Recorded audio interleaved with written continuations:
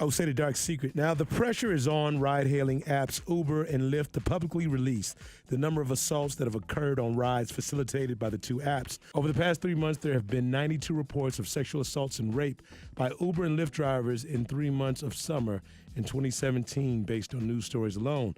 Now, neither Uber nor Lyft have responded to requests for comments. The latest target of the Me Too campaign can likely be found on your smartphone. Actress Pamela Anderson is at the forefront calling out ride-hailing apps like Uber and Lyft to strengthen background checks on drivers.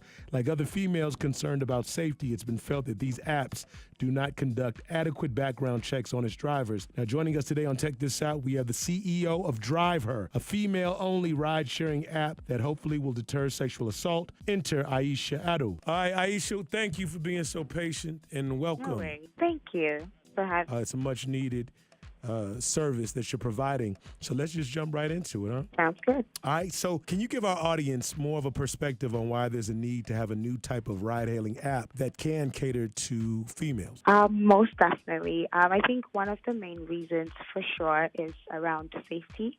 And throughout the transportation industry, it is a very male-dominated industry.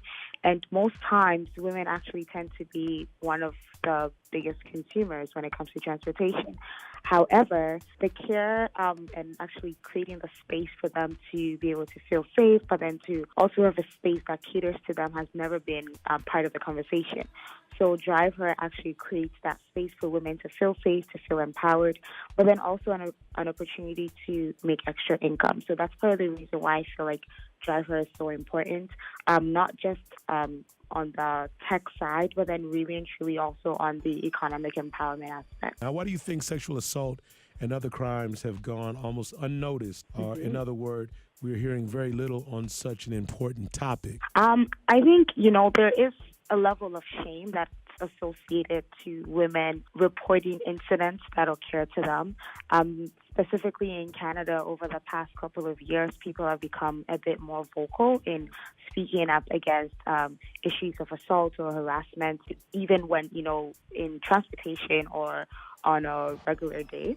And I think, movements like the Me Too movement and the Time's Up movement really has created a space for people to be able to speak freely about these things, especially women, because over the past couple of years has been something where when a woman speaks up about their assault or something that you've experienced, there's always a level of, oh, okay, well, what were you wearing? Were you drinking too much? Or all of these other questions. So I think there has been, a big amount of shame that has been associated with that. So it sort of causes people to hold back on, sharing their experiences.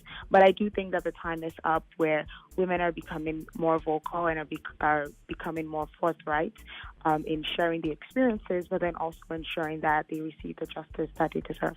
Absolutely. Now, tell me, what is DriveHer and what separates your service from others that tend to be springing up on a regional level? Yeah, most definitely. So DriveHer is a ride-sharing platform that is designed specifically with women in mind. Safety is at the core of everything that we do, in ensuring that, yes, not only the women are safe, but the drivers are safe as well. One of the things that separates us from the rest of, the ride-sharing platforms that it's out there is that this is specifically created with women in mind. It was created by a woman for women. And it's also really understanding that there is a demand for women to feel safe, and there is a social responsibility for us to create services that caters to the safety of women. And I think that's one of the reasons why we exist. There are other technical aspects, of course, that causes us to stand out. But then one of our core and main things is creating that safe platform, creating that safer alternative for women out there. Do we wish that all women would use the service? Absolutely. But then would all women use the service? Maybe not, right? But then it's really letting women know that there is this alternative out there and, it was created with them in mind. What are some of the obstacles that you faced and how have you remained persistent with your goal? Oh man, the obstacles. Where do I start? It's been quite a journey. In terms of even putting together the idea, bringing the idea out, and actually bringing it to market has been it's been about 18 months. And then also from there, like actually acquiring the license specifically in Toronto, and also getting, insurance coverage and all of that stuff has been quite a hurdle. I think another issue that we recently faced actually is, a potential breach whereby someone hacked into our systems, to collect people's data. And that's something that, we've been very vocal and we've been very forthright with. We've informed all of our customers and our drivers as well to, notify them of this potential breach.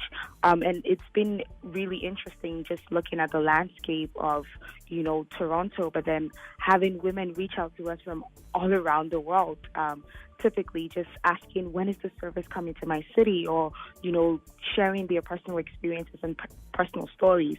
So despite the hurdles that we constantly face on a daily basis, on a technical level, on a social level, and even sometimes on sort of like a municipal or provincial level, we're still able to really push for, I think, throughout the different obstacles that have been being thrown at us left, right, center, it's really our customers that have been, our inspiration and like our force in terms of like sometimes reminding us why the service is needed, and sharing their personal stories and experiences. And because of that, we're able to move forward. Personally, throughout this journey, there's been several times that I'd wanted to give up, that I wanted to say, you know what, this is becoming too much, the attacks are too much, or the pushbacks are too much. But really, like, in those moments, you'd have someone call or someone email you and say, hey, I want to use the service. This is the reason why, and they'll share a personal experience. And you realize that, this is something that is bigger than myself, and this is something that it's bigger than, just providing a service for women, but it's really and truly changing the face of transportation and how we know it for women and, by women. Now, tell us about your background and how difficult it was to get your business off the ground as a sister competing in a male-dominated space. Oh, most definitely. I think one for me personally, I am not a technology expert at all.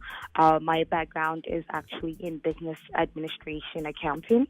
I did not practice accounting. I studied accounting, but one of my passions over the years has been in, the empowerment sector, specifically for girls and women. I've been running a nonprofit organization, Power to Girls, for the past 7 years, and I think that was part of my fuel in starting DriveHer. But then one of the things that I realized is that, trying to navigate this tech environment, or this tech space over the past couple of years it's been quite interesting, because sometimes, you don't know if people are turning you away because, you're a young Black woman, or if they're turning you away because they feel like, you do not have enough expertise to be in the sector, or if they're turning you away because they feel like your target market is too narrow or it's too specific. So there's a lot of questioning. However, on the flip side, it's also been really interesting for me personally, seeing how people respond to services that are designed for women, especially when it's coming from, like I said, a young Black woman like myself, and someone that has a very, I'm someone that's super connected to home, and, I'm very vocal when it comes to the things. So it's been a hurdle. It's been quite a journey. But I think one of the things that's easier is having mentors, having people in specific fields that you can always refer back to, you can always go back to. There's been different incubators, different, spaces that I've gotten into that I've presented. I'm like, hey, this is what I'm doing. This is how I want to get in here. And, sometimes, you wouldn't even hear anything back. Sometimes you would hear something back, and it's like, all right, okay, we need you to come in and pitch, and then you pitch, and it's like, no. So I think it's been really a very self-learning journey, and really just trying to stay on top of things and trying my possible best to always make sure that you know your stuff. And I think that's been, for me, one of the biggest learning curves, is that understanding that, especially when it comes to the tech space, you do not have all the answers. Things can shift and change just by the snap of your fingers. And you have to be ready to handle it, and you have to be ready and well equipped to, deal with it. So it's been a journey, and it's been a learning journey for me personally. It's awesome. When will the service be made available within the U.S.? When will the service be available in the U.S. or even globally? So that is most definitely something that we're still, thinking about. For us right now, I think it's really going to where the need is. So if people in the U.S., give us a shout and said, "Listen, we need you to come to a city," we will most possible best there. One of our main focuses. Hold on, Aisha, your phone's breaking up just a little bit. Can you hear me? Can you hear me now? It's a little. It's cutting in and out. 1 second. Okay. Hello? Yes. Much better? Yes, much better. Awesome.